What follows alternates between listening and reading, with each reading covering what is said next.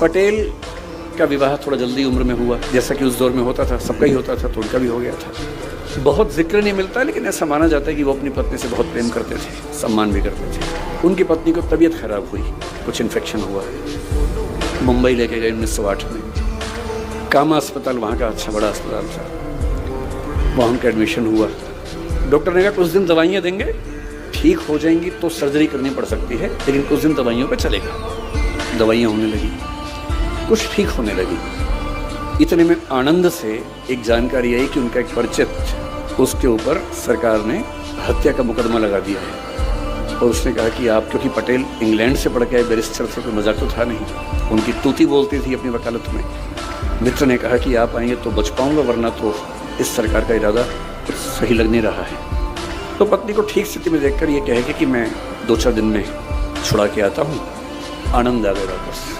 संयोग से उसके 2 दिन के बाद डॉक्टर्स ने पाया कि आज स्थितियाँ ठीक हैं, सारे जो पैरामीटर से ठीक हैं, आज ही सर्जरी करना ठीक रहेगा। तो सर्जरी कर दी, उनकी एब्सेंस में कर दी। और शाम को तार भेजा कि ऑपरेशन हो गया है, आपकी पत्नी ठीक है। तो इनको भी सुकून था।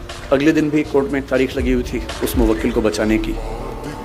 अगले दिन ये अदालत में केस लड़ रहे हैं, अपने मुवक्किल को बचाने का प्रयास कर रहे हैं। और ठीक उस समय उनकी पत्नी की तबीयत अचानक बिगड़ी और देहांत हो गया, मृत्यु हो गई। 33-34 की उम्र थी उस समय सरदार पटेल की, उतनी सी उम्र में उनकी पत्नी की मृत्यु हो गई।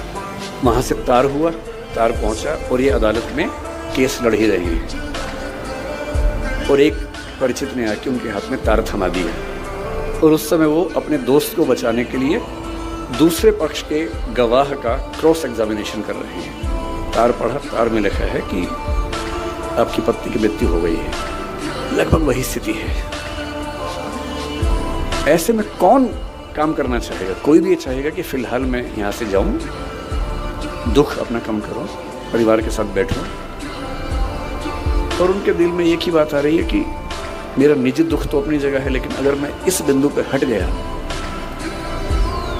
तो वो तो चली गई, ऐसा ना हो कि ये भी चला जाए। और 1-2 मिनट का अंतराल, मन ही मन में अपने आप से बातचीत, तार को मोड़ के जेब में रखा, जिरह की, दोस्त को बचाया। और कार्यवाही खत्म होने के बाद दोस्त ने पूछा क्या तार आया था, और तब पहली बार किसी को पता लगा।